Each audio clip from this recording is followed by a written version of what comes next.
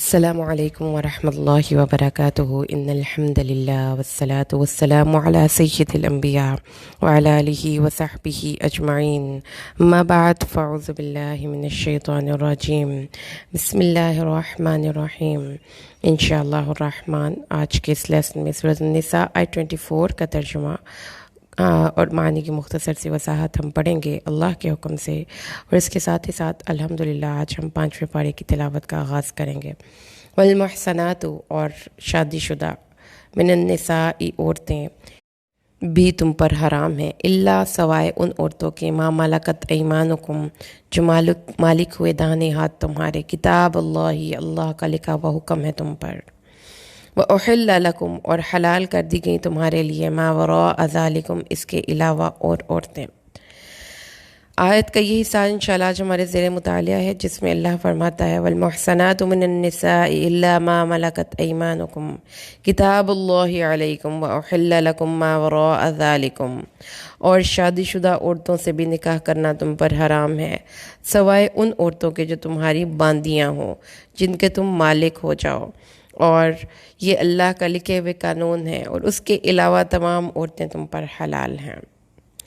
محرمات کا ذکر ہم پچھلی آیات میں پڑھ رہے تھے، جس میں کہ اللہ نے فرمایا تھا کہ ایسی کون سی خواتین ہیں جو جن کی حرمت ثابت ہے اور جن سے نکاح کرنا جائز نہیں، ان کو اس کی ایک لمبی لسٹ تھی، جس میں مدرز، سسٹرز، ڈاٹرز یہ چیزیں آتی تھیں، یعنی کہ مدر اور مدرز کی کیٹیگری میں جتنی بھی خواتین ہیں، سسٹر اور سسٹر کی کیٹیگری میں باپ کی، ماں کی، اپنی سگی بہن، سوتیلی بہن، سب اس کیٹیگری میں آتی ہیں، دودھ شریک بہن، اور اس کے بعد بیٹی اور بیٹی کے حکم میں سب، یعنی کہ بھانجیاں بھتیجیاں بھی، اور اس کے بعد آپ کی اپنی بیٹی، آپ کی بیوی کی بیٹی، وہ بیٹی جسے کہ اور اس کے بعد بہو، یہ بھی بیٹی کے حکم میں جاتی ہے۔ تو یہ 3 رشتے تھے، ماں، بیٹی اور بہن، جو کہ اللہ نے حرام قرار دیے، اور اس کے علاوہ کچھ اور صورتیں تھیں کہ 2 بہنیں ایک نکاح میں نہیں ہو سکتیں، بھانجی اور خالہ ایک نکاح میں نہیں ہو سکتی، بھتیجی اور پھوپھو ایک نکاح میں نہیں ہو سکتیں، اور اس کے بعد یہ کہ اللہ تعالیٰ نے یہ کہ ایک آدمی ایک ٹائم میں 4 سے زیادہ نکاح نہیں کر سکتا۔ اب یہ ساری سچویشن سمجھانے کے بعد ایک اور کیٹیگری ہے، اور وہ کیا ہے، جو آخری جو 5ویں پارے کے آغاز میں، اور وہ خواتین جو کہ کسی دوسرے کے نکاح میں ہیں، یعنی کہ ایک خامد ان کا موجود ہے اور وہ آزاد خواتین ہیں، تو ان سے بھی کوئی دوسرا مرد نکاح نہیں کر سکتا، یعنی عورت اگر کسی کے ایک نکاح میں ہے تو وہ باقی تمام مردوں کے لیے حرام ہو گئی۔ اب اس کے بعد آگے جو ایک لفظ آیا کہ الا ما ملکت ایمانکم، سوائے ان عورتوں کے جو تمہاری ملکیت میں ہوں، یا تمہاری باندیاں یا لونڈیاں بن جائیں۔ اب اس بات کو سمجھ لیجئے کہ اسلام میں کانسیپٹ کیا ہے باندی یا لونڈی ہونے کا، اور کیوں اس چیز کی ضرورت محسوس کی گئی، کیونکہ جب ہم ماڈرن دور میں، آج کے دور میں قرآن پڑھتے ہیں تو ایسی باتیں کچھ لبرل لوگوں کو ہضم نہیں ہوتی، اور بہت زیادہ اعتراض کرتے ہیں کہ یہ انسانیت کی تذلیل ہے کہ انسانوں کو اون کیا جائے، ان کے مالک بنا جائے، ان کو بیچا جائے، ان کو خریدا جائے، تو یہ کیسا، اور اس کے بارے میں تو قرآن میں بھی بتایا ہے۔ تو سب سے پہلے تو یہ دیکھیے کہ باندیاں یا لونڈیاں، اس کو پڑھنے سے پہلے ذرا تھوڑا سا ہم اسلام میں جنگوں کے بارے میں تھوڑا سا پڑھتے ہیں کہ اسلام نے جنگوں کے بارے میں کیا احکامات نازل کیے، اور جنگی قیدیوں کے متعلق کیا خصوصی اصلاحات تھیں، اسلام نے غلامی کو کیسے ختم کیا، کیونکہ جو مالک ہوئے دائیں ہاتھ تمہارے، مطلب جو مرد ہیں وہ غلام ہوں گے اور عورتیں ہیں وہ باندیاں ہوں گی، اور اس کے بارے میں اصول یہ ہے کہ جو اس کا مالک ہے وہ اس کے بغیر نکاح کے بھی مباشرت کر سکتا ہے، سیکس کر سکتا ہے، اور جب وہ لیکن اگر اس باندی یا لونڈی سے کوئی اولاد ہوگی تو وہ اس آدمی کی بالکل جائز اولاد کی طرح اس کی جائیداد میں شریک ہوگی، اور اس آدمی کے فوت ہو جانے کے بعد وہ جو لونڈی ہے جس نے اس کو ایک اولاد دی، بیٹی یا بیٹا، جب وہ آدمی فوت ہو جائے گا تو وہ عورت خود بخود آزاد ہو جائے گی، اس کی غلامی صرف اس آدمی کی زندگی تک ہے۔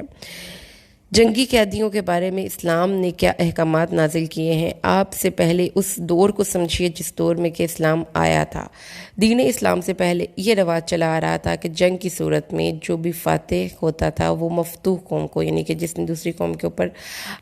فتح حاصل کر لی ہے، اس کے جتنے بھی لوگ اس جنگ میں آئے ہوتے تھے، اور اس کے علاوہ جو بھی اس کے ہتھے چڑھتا تھا اس کو وہ لے لیتے تھے اور اس کو جنگی قیدی بنا کر غلام بنا لیتے تھے، اور پھر اس کے ساتھ وہ ان کو کوئی پوچھنے والا نہیں کہ ان کے ساتھ وہ کیسا بھی سلوک کرے. ان کے ساتھ انتہائی غیر انسانی سلوک کیا جاتا تھا، اور اس کے ساتھ ساتھ فوجیوں کے علاوہ بھی جو بھی بندہ ان کے ہتھے چڑھتا تھا، عام لوگ بھی ان کو بھی غلام بنا لیتے تھے. اسی بین الاقوامی قوانین کے تحت 1950 میں جنیوا کنونشن میں نافذ ہونے تک یہ سلوک جائز اور درست سمجھا جاتا تھا. 1950، آج سے آپ تقریباً 60-70 سال پیچھے جائیں تو اس سے پیچھے تک بھی اس دور میں بھی انسانیت سوچ سلوک کیا جاتا تھا. اور آپ کو بہت دور نہ جائیں، جو ابھی 21st سینچری کے آغاز میں جو کانٹروورسیز آپ نے دیکھی کہ انسانیت سوچ سلوک کیا جاتا تھا ان جنگی قیدیوں کے ساتھ جو کہ امریکن آرمی نے یہ عراق اور افغانستان میں بنائے تھے، ان کو بہت ہی زیادہ برے طریقے سے رکھا جاتا تھا. اگر آپ نے آن دی ریکارڈ یہ باتیں چیک نہیں کی تو you can go and check it your self کہ عورتوں کے ساتھ وہ کیسے ریپ کرتے تھے اور مردوں کو وہ کس طریقے سے غیر انسانیت کے درجے تک جا کر ان کو جانوروں کے درجے تک جا کر نہ کوئی کھانے کی کوئی پراپر فیسلٹی نہ بیٹھنے کی. تو اسلام نے ان چیزوں کو بھی ایڈریس کیا ہے. ظاہر ہے کہ معاشرے میں جنگیں بھی ہوں گی اور جنگوں کے بعد جو لوگ پکڑے جائیں گے ان کو بھی ایڈریس کیا جائے گا. تو اسلام نے جو کہ آج 1950 میں جنیوا کنونشن میں ایک انسانیت اور جنگی قیدیوں کے بارے میں ایک پورا کا پورا چارٹر بنایا گیا ہے، اس سے پہلے ہی اسلام نے جنگی قیدیوں کے بارے میں پراپر گائیڈ کیا اپنے ماننے والوں کو کہ ان کے ساتھ سلوک کیا جائے گا. اللہ تعالیٰ نے جنگی قیدیوں کے ساتھ اچھا سلوک کرنے کی اور ان کو کھانا کھلانے کی ترغیب دی ہے. وَيُطْعِمُونَ الطَّعَامَ عَلَىٰ حُبِّهِ مِسْكِينًا وَيَتِيمًا وَأَسِيرًا، اور وہ مومن اللہ کی محبت کے لیے یتیم و مسکین اور قیدیوں کو کھانا کھلاتے ہیں. انما نطعمکم لوجہ اللہ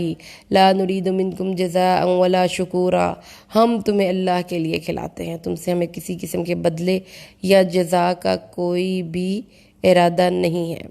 مسلمانوں کی پہلی باقاعدہ جنگ جو ہوئی تھی وہ جنگ بدر کے موقع پر ہوئی تھی، اور اس موقع پر اللہ نے جنگی قیدیوں کے متعلق یہ اصول اور قانون بیان کیا تھا. وَإِذَا لَقِيتُمُ الَّذِينَ كَفَرُوا فَضَرْبَ الرِّقَابِ حَتَّى إِذَا أَثْخَنْتُمُوهُمْ فَشُدُّوا الْوَثَاقَ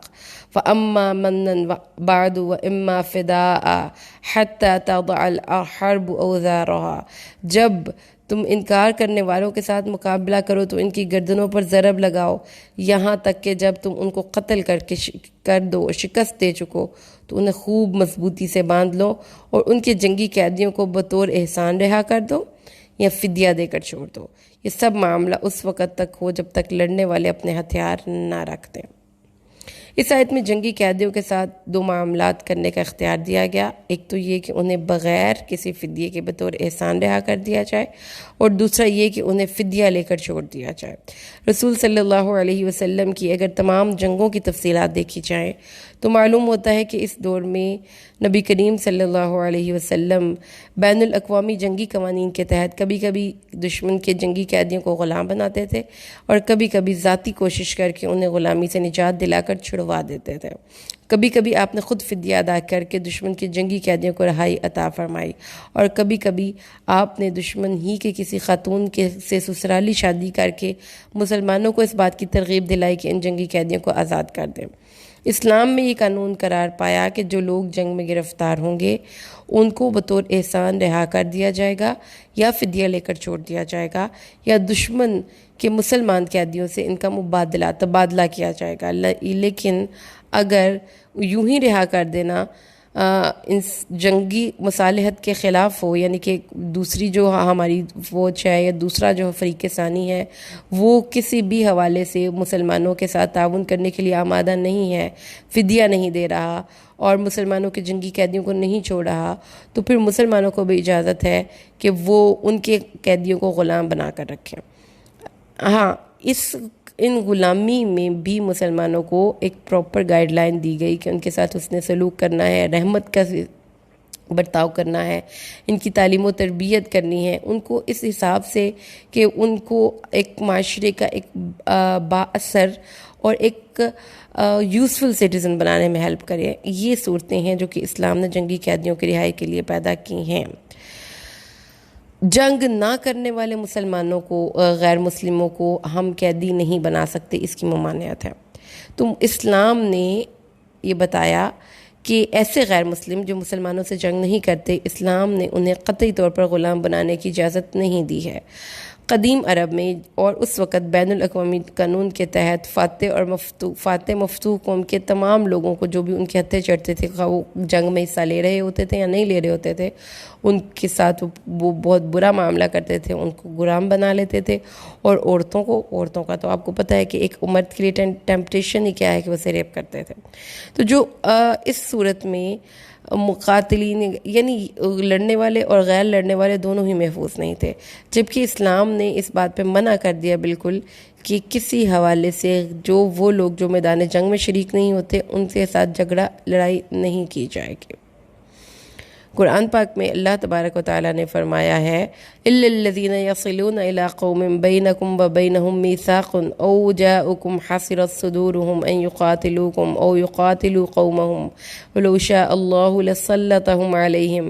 عَلَيْكُمْ فَقَاتَلُوكُمْ وَإِنْ اعْتَزَلُوكُمْ فَلَمْ يُقَاتِلُوكُمْ وَأَلْقَوْا إِلَيْكُمُ السَّلَمَ وَمَا جَعَلَ اللَّهُ لَكُمْ عَلَيْهِمْ سَبِيلًا۔ 90 آیت ہے یہ سورۃ النساء کی ہے۔ تو اللہ تعالیٰ نے بتایا ہے کہ وہ لوگ جو کسی ایسی قوم سے جا ملے جن کے ساتھ تمہارا معاہدہ ہو، تو تمہارا ان کے ساتھ ان لوگوں کو بھی آپ چھوڑ دیں گے، یعنی کہ آپ کے کوئی ایسے دشمن جو ایسے لوگوں کی پناہ لے لے جن کے ساتھ آپ کا آلریڈی معاہدہ ہے، تو آپ اس معاہدے کا لحاظ کریں گے اور اپنے ان دشمنوں کو، ان جنگی قیدیوں کو بھی آپ رہا کر دیں گے اور چھوڑ دیں گے۔ لیکن وہ لوگ جو تمہارے پاس آتے ہیں اور وہ اس حالت میں ہیں کہ وہ لڑائی سے دل برداشتہ ہو چکے ہیں، نہ وہ تم سے لڑنا چاہتے ہیں اور نہ ہی اپنی قوم سے، اگر اللہ چاہتا تو تمہیں ان پر مسلط کر دیتا اور انہیں تم پر مسلط کر دیتا، تو وہ بھی تم سے جنگ کرتے۔ اگر وہ جنگ سے کنارہ کش ہو جائیں، جنگ سے باز رہیں اور تمہاری طرف صلح کا ہاتھ بڑھائیں، تو اللہ نے تمہارے لیے ان پر دست درازی کی کوئی راستہ کھلا نہیں رکھا۔ تو اس کا مطلب کیا ہے؟ رسول صلی اللہ علیہ وسلم نے فرمایا ہے کہ جس نے معاہدے میں شریک کسی فرد کو قتل کیا وہ جنت کی خوشبو نہ پا سکے گا، اگرچہ کہ اس کی خوشبو 40 برس کے مسافت سے آ جاتی ہے۔ بخاری حدیث نمبر 6914، بخاری حدیث نمبر 3014۔ سیدنا ابن عمر رضی اللہ تعالیٰ عنہ بیان فرماتے ہیں کہ ایک جنگ میں نبی کریم صلی اللہ علیہ وسلم نے دیکھا کہ ایک عورت قتل ہوئی پڑی ہے۔ رسول صلی اللہ علیہ وسلم نے جنگ میں عورتوں اور بچوں کو قتل کرنے سے سختی سے منع فرمایا۔ یعنی آپ نے اسلام کے احکامات کو سمجھیں پہلے، پھر علا وجہ بصیرہ چیزوں کو سمجھیں، کہ اگرچہ کہ آج کے دور میں باندی وغیرہ کا کوئی ایسا کانسیپٹ نہیں، لیکن وہ ہو بھی سکتا ہے، کیونکہ ہمیں پتہ ضرور ہونا چاہیے کہ اسلام میں ایک عورت کو غلام بنانے کی کیا شرط ہے۔ تو اس میں سب سے پہلے آپ نے ان جنگوں کو سمجھنا ہے کہ جس جنگوں میں اس دور میں مسلمان تھے۔ اب آپ یہ دیکھیں کہ اللہ تعالیٰ نے کتنی پابندیاں لگا دیں۔ ان کو آپ نے غلام نہیں بنانا جو میدان جنگ میں شامل نہیں ہوئی، یعنی کہ غیر مقاتلین، عورتوں اور بچوں کو قتل نہیں کرنا، اور ان عورتوں کو قتل نہیں یا غلام نہیں بنا سکتے آپ جو اپنے گھروں میں ہیں۔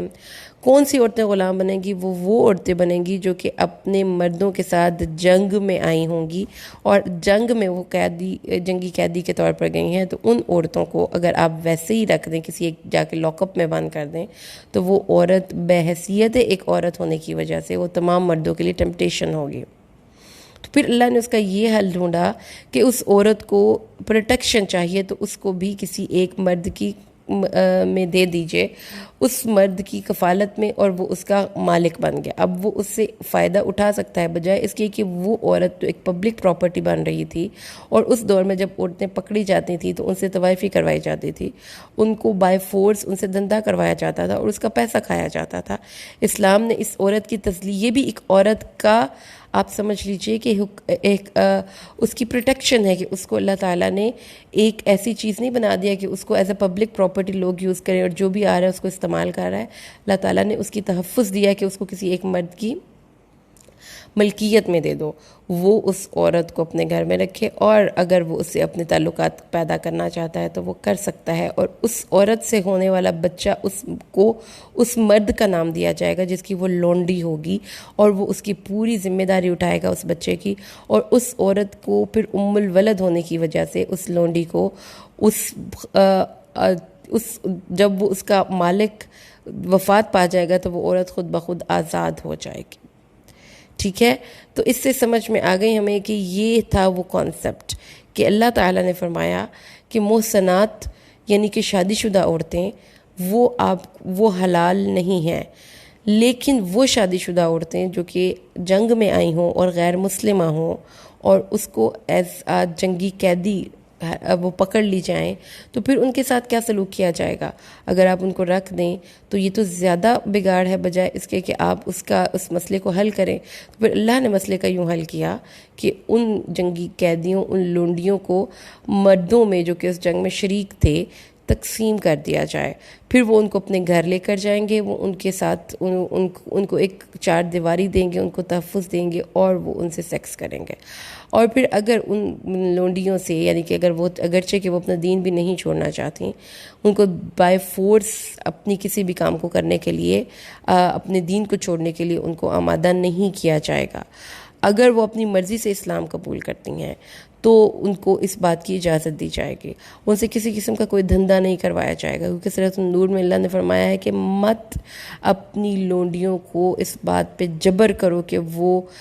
زنا کاری کرے۔ اگر وہ ایسا کرتی ہیں تو وہ بری ذمہ ہے اور سارا گناہ اس شخص کے اوپر ہے جو کہ ان کو زبردستی کروا رہا ہے۔ اسی طریقے سے آپ یہ سمجھ لیجئے کہ چونکہ جنگی قیدیوں کی بات آ گئی تو تھوڑا سا ہم اس کے بارے میں بھی ڈسکس کر لیں تاکہ آپ کو اس بات کی سمجھ میں آ جائے۔ جب نبی کریم صلی اللہ علیہ وسلم نے مکہ اور سے ہجرت کی اور مدینہ گئے اور جب اسلام کی تحریک کا آغاز کیا جس میں کہ جنگیں کی گئیں، تو اس وقت چار قسم کے لوگ تھے جو ان کے سامنے تھے۔ ایک تو ان کے اپنے نیٹیوز تھے یعنی کہ مدینہ کے لوگ تھے جو عرب تھے، یہود تھے اور کچھ وہ قبائل تھے جو کہ مدینہ میں آباد تھے۔ وہ میثاق مدینہ کے تحت اسلامی حکومت کے اور مسلمانوں کے شہری قرار پائے تھے، اور ان کے درمیان یہ معاہدہ طے ہوا تھا کہ کسی ایک فریق پر بھی اگر کوئی حملہ کرے گا تو وہ ان کا مقابلہ کریں گے۔ اور اہل مدینہ نے چونکہ مسلمانوں کا 2-3 جنگیں مسلط کیں، لیکن ان تینوں جنگوں میں یہودیوں نے بدعہدی کی، تو اس لیے پھر ان کو جلا وطن کر دیا گیا۔ اس کے بعد کچھ ایسے وحشی قبائل تھے جو کہ لوٹ مار کرتے تھے، جب وہ یعنی جو اس کے ہتھے چڑھتا تھا وہ کوئی مال مویشی ہوتا، کچھ ہوتا، وہ چھین کے لے جاتے۔ جب اسلامی حکومت پاور میں آئی تو انہوں نے ایک مدینہ کے چونکہ ایک زرعی علاقہ تھا، ان کے ارد گرد چراگاہیں تھیں اور اونٹ تھے اور جانور تھے، تو اپنی حفاظت کے لیے پھر ایک دستے مقرر کیے، اور ان لوگوں کی طرف سے ریاست کو یہ خطرہ تھا کہ اگر ان کو نہ ڈیل کیا جاتا تو انہیں وہ مسلمانوں کے وہ ایک مستقل تھریٹ ہوتے، تو ان سے جنگ کرنی ان سے بھی جنگ کرنی ضروری تھی۔ اس لیے دوسرے وہ لوگ تھے جو کہ مسلمانوں کے ایک تو مسلمانوں کے اپنے اس علاقے کے رہائشی، انہوں نے بدعہدی کی، ان سے جنگ کرنی پڑی۔ وحشی قبائل چونکہ وہ مسلمانوں کے لیے مستقل تھریٹ تھے، ان سے جنگ کرنی پڑے۔ کچھ ایسے تھے جو کہ خود مسلمانوں سے الجھتے تھے جیسا کہ مشرکین مکہ، ان سے جنگ کرنا بھی مسلمانوں کی مجبوری تھی، وہ حالت مجبوری انہوں نے جنگ کی۔ اور سلطنت روم جو کہ مسلمانوں کی قریبی ہمسائے تھے، اور چونکہ وہ مسلمانوں کے اوپر وہ اپنا اقتدار اور غلبہ پیدا کرنا چاہتے تھے، اس لیے مسلمانوں کو ان سے بھی جنگ کرنے کے لیے تیار ہونا پڑا۔ تو جب اس طرح سے جنگیں ہوتی رہیں بحالت مجبوری یا کسی بھی وجہ سے، تو پھر ظاہر ہے کہ جنگی قیدی بھی بننے تھے، کیونکہ جنگی قیدیوں کے ساتھ ہم پڑھ کے آ چکے ہیں کہ دو برتاؤ کیے جائیں گے، یا تو ان کو فدیہ دے کر احسان دے کر چھوڑ دیا جائے گا، اور یا تو احسان لے کر چھوڑ دیا جائے گا بغیر فدیے کے، اور یا تو ان سے پیسے لیے جائیں گے۔ تو پھر جب مسلمانوں کے پاس جنگی قیدی آئے تو پھر اسلام نے مسلمانوں کو گائیڈ کیا کہ وہ ان کو کیسا سلوک کریں۔ اسلام نے یہ کہا بجائے اس کے کہ جنگی قیدیوں کو ایک جیل خانے میں اس طرح سے بند کر دیا جائے، انہوں نے ان کو مختلف لوگوں میں تقسیم کر دیا، اور پھر ان کو جو ان کے غلام بن گئے تھے، جن کے میں وہ جنگی قیدی تقسیم ہو گئے تھے، ان کو اس بات پہ پابند کیا کہ ان پر ظلم نہیں کریں گے، اور ان کی پراپر ایک آپ کہہ لیں کہ مینٹل گروتھ کے لیے، ان کی تعلیم کے لیے اور ان کو دین اسلام کے شاعر کو سکھانے کے لیے وہ پوری تندہی کا مظاہرہ کریں گے۔ اس کے ساتھ ساتھ یہ بھی چیز تھی کہ دوران قیدیوں کی اخلاقی تربیت کا اہتمام کیا جاتا، اور اس کے لیے یہ بھی ایک طریقہ تھا کہ قیدیوں کو مسجد نبوی میں ستون سے باندھ دیا جاتا تھا، تاکہ وہ مسلمانوں کو نماز پڑھتے ہوئے، مسلمانوں کو آپس میں گفتگو کرتے ہوئے شاید دیکھیں، اسلام کو آبزرو کریں، اور شاید ان کے دل میں کوئی نرم گوشہ پیدا ہو جائے۔ تو ان کو وہ جن کی اللہ تعالیٰ نے ان قیدیوں کے حقوق کی بڑی حفاظت کا اہتمام کیا، قیدیوں کو اجازت تھی کہ اگر وہ گرفتار ہونے کے بعد مسلمانوں کو اس چیز کو پر پابند کیا گیا کہ وہ ان کے لواحقین سے رابطہ کریں اور ان سے فدیے کی ڈیمانڈ کریں، یا مسلمان ان کو ویسے ہی چھوڑ دیں۔ تو جو خواتین براہ راست جنگ میں شریک ہوا کرتی تھیں، ان سے تو اس وقت پوری دنیا میں پیشہ کروایا جاتا تھا، طوائف بنا دیا جاتا تھا، ان کو کسی قسم کی کوئی ایک تحفظ نہیں تھا۔ تو اسلام نے اس چیز کو منع کیا، ان کو کسی ایک مرد کی ملکیت میں دے کر اس مرد کو اس کا پروٹیکٹر بنا دیا۔ اب وہ اس کو پروٹیکٹ کرے گا، اب اس کو آؤٹ سائڈ ورلڈ سے اس کو گھر میں رکھے گا، اور کوئی بھی اس عورت کو غلط نظر سے نہیں دیکھ سکتا۔ اگر ان عورتوں کو ایسے جنگی قیدی نہ بنایا جاتا اور معاشرے میں اس طریقے سے ان کو ایڈجسٹ نہ کیا جاتا، تو وہ تو پھر بہت ہی بڑا مسئلہ بن جاتا۔ تو یہ اس لیے ہے تاکہ ہمیں سمجھ لیں کہ اسلام ہر ایک مسئلے کو حل کرنے کی اس میں ایبلٹی ہے۔ اب یہ اعتراض بھی کر سکتے ہیں کہ ان عورتوں کو اب واپس کر دیتے اور ان کو جنگی قیدی بنانے کی کیا ضرورت تھی۔ تو اللہ تعالیٰ نے اور اسلام نے ہر عورت کو جنگی قیدی بنانے کا حکم نہیں دیا، اس بات کو پھر سمجھ لیجئے۔ صرف لونڈیاں وہ عورتیں بنتی ہیں جو جنگ میں مسلمانوں کے خلاف شریک ہوئی ہوں۔ تو چونکہ اس دور میں عورتیں براہ راست جنگ میں شریک ہوتی تھیں، کوئی مرہم پٹی کرنے کے لیے یا اپنے شوہر اور بھائی وغیرہ کے تعاون کے لیے، ان کو اس جنگ کے اس طرح سے کہ ان کو وہ موٹیویٹ کرتی رہیں، تو ان عورتوں کو جو جنگ میں شریک ہوئی ہوں اور جنگی قیدی کے طور پر وہ آ جائیں، تو ان کو پھر اس طریقے سے رکھنا ہے۔ ہم ان کو چھوڑ اس لیے نہیں سکتے کہ ہر ایک جنگ میں آپ یہ تو نہیں کر سکتے کہ عورت کو عورت کارڈ ہونے کی وجہ سے آپ چھوڑ دیں۔ جب وہ مسلمانوں کے خلاف ایک غلط جذبات رکھ کر میدان جنگ میں آئی ہیں تو ان کو اس کا کوئی خمیازہ تو بھگتنا پڑے گا، لیکن اس کے باوجود ان کو پھر باعزت طریقے سے معاشرے میں ضم کر دیا گیا، ضم کر کے ان کی عزت اور عصمت کی حفاظت کی گئی۔ اگر وہ بچہ پیدا کرتی ہیں تو ان کو اس ذمہ داری سے آزاد کر دیا گیا کہ وہ اپنے بچے کی خود پرورش کریں گی اور یہ کریں گی، اور جو جتنے بھی قباحتیں پیدا ہوتی ہیں اس سے ان کو بچایا گیا۔ تو ہمیں سمجھ میں آ گئی آج کہ کیا تھا یہ لونڈی کا کانسیپٹ اسلام میں، اور ان لونڈیوں کے ساتھ آپ کو ایک مرد کو اجازت ہے کہ وہ اپنی لونڈی سے جنسی تعلقات پیدا کرے، اس سے بچہ بھی پیدا کرے، اور پھر اگر وہ اس کی بچے کی ماں بن جاتی ہے تو وہ بچہ عام بچوں کی طرح جو آزاد عورتوں سے ہوئے ہیں اس باپ کی جائیداد میں شریک ہوگا۔ یہ ایک بہت ہی عمدہ، یہ بھی خواتین کے حقوق کی ایک بہت عمدہ جو ہے شک ہے، اگر آپ کو سمجھ میں آ جائے۔ اللہ سے دعا کریں اللہ ہمیں قرآن کو سمجھ کر پڑھنا، اس پر عمل کرنا آسان فرمائے، آمین۔ بارک اللہ لی ولکم فی القرآن الحکیم ونفعنی وإیاکم بالآیات والذکر الحکیم۔ السلام علیکم ورحمۃ اللہ وبرکاتہ۔